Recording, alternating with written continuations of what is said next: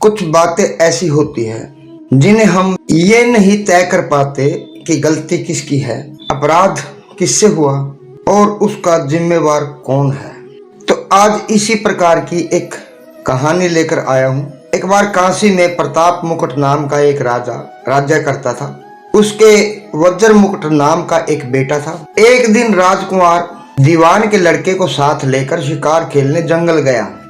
घूमते घूमते उन्हें तालाब मिला। उसके पानी में कमल खिले थे और हंस किलोल कर रहे थे। किनारों पर घने पेड़ थे जिन पर पक्षी चहचहा रहे थे। दोनों मित्र वहां रुक गए और तालाब के पानी में हाथ मुंह धोकर ऊपर महादेव के मंदिर पर गए।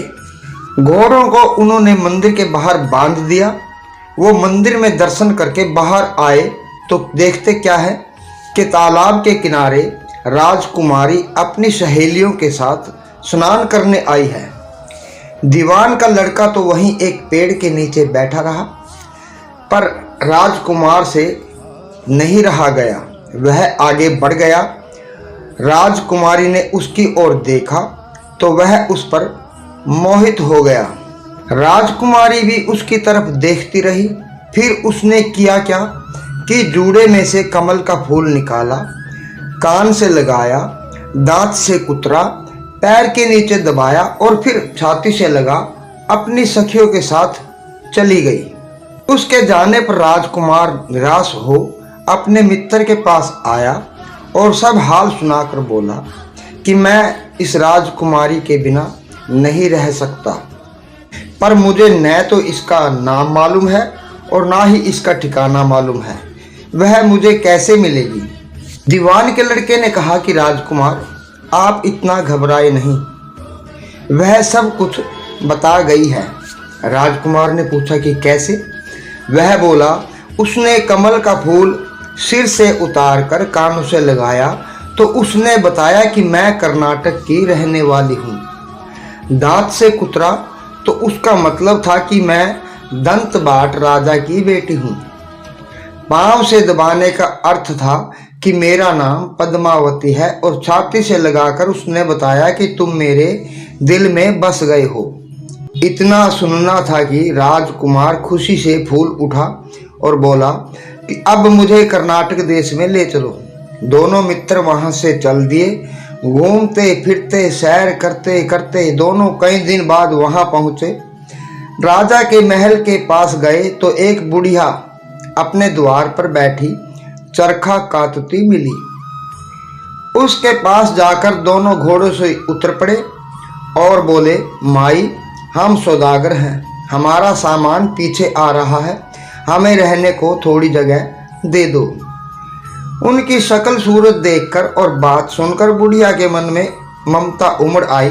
बोली, बेटा, तुम्हारा घर है, जब तक जी में आए रहो।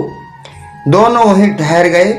दीवान के बेटे ने उससे पूछा कि माई, तुम क्या करती हो?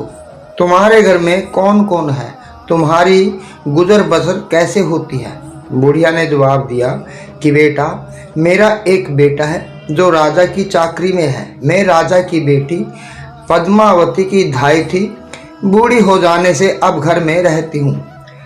राजा खाने पीने को दे देता है। दिन में एक बार राजकुमारी को देखने महल में जाती हूँ। राजकुमार ने बुढ़िया को कुछ धन दिया और कहा, माई, कल तुम वहाँ जाओ तो राजकुमारी से कह देना कि जेठ सुधी पंचमी को तुम्हें तालाब पर जो राजकुमार मिला था वह आ गया है। अगले दिन जब बुढ़िया राजमहल गई तो उसने राजकुमार का संदेश उसे दे दिया। सुनते ही राजकुमारी ने गुस्सा होकर हाथों में चंदन लगाकर उसके गाल पर तमाचा मारा और कहा कि मेरे घर से निकल जा। बुढ़िया ने घर आकर सब हाल राजकुमार को कह सुनाया। राजकुमार हक्का बक्का रह गया। तब उसके मित्र ने कहा कि राजकुमार, आप घबराए नहीं, उनकी बातों को समझे। उसने 10 उंगलियां सफ़ेद चंदन में मारी। इससे उसका मतलब यह है कि अभी 10 रोज चांदनी के हैं। उनके बीतने पर मैं अंधेरी रात में मिलूंगी। 10 दिन के बाद बुढ़िया ने फिर राजकुमारी को खबर दी तो इस बार उसने केसर के रंग में 3 उंगलियां डुबोकर उसके मुंह पर मारी और कहा, भाग यहां से। बुढ़िया ने आकर सारी बात सुना दी। राजकुमार शोक से व्याकुल हो गया। दीवान के लड़के ने समझाया कि इसमें हैरान होने की क्या बात है।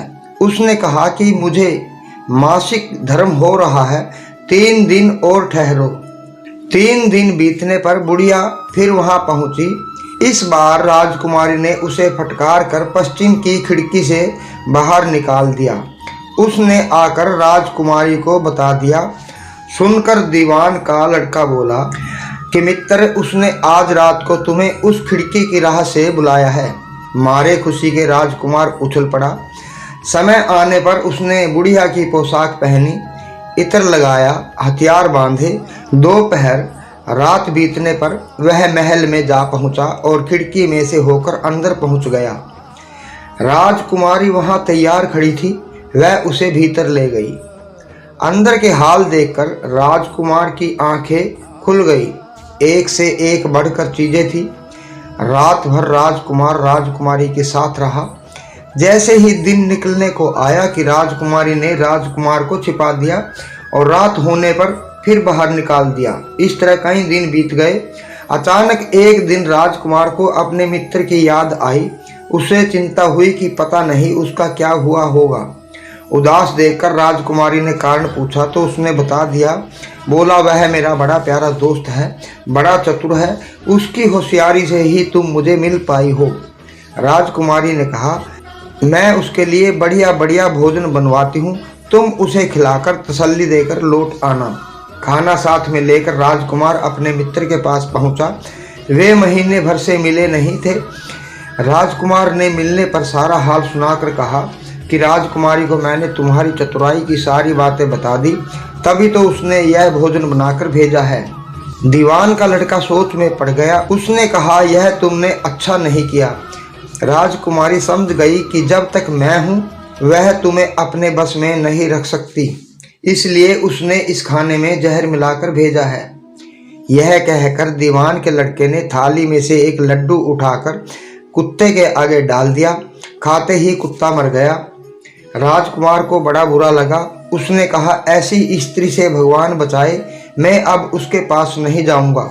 दीवान का बेटा बोला, नहीं, अब ऐसा उपाय करना चाहिए जिससे हम उसे घर ले चले।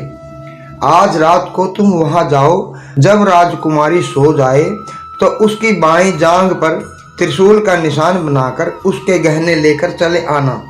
राजकुमार ने ऐसा ही किया। उसके आने पर दीवान का बेटा उसे साथ ले योगी का भेष बना मरघट में जा बैठा और राजकुमार से कहा कि तुम ये गहने लेकर बाजार में बेच आओ। कोई पकड़े तो कह देना कि मेरे गुरु के पास चलो और उसे यहाँ ले आना। राजकुमार गहने लेकर शहर गया और महल के पास एक सुनार को दिखाया। देखते ही सुनार ने उन्हें पहचान लिया और कोतवाल के पास ले गया। कोतवाल ने पूछा तो उसने कह दिया कि ये मेरे गुरु ने मुझे दिए हैं।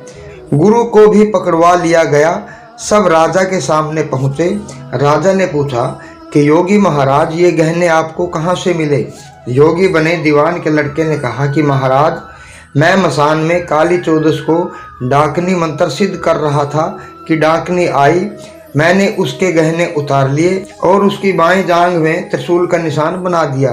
इतना सुनकर राजा महल में गया और उसने रानी से कहा कि पद्मावती की बाईं जांघ पर देखो कि त्रिशूल का निशान तो नहीं है। रानी ने देखा तो था। राजा को बड़ा दुख हुआ।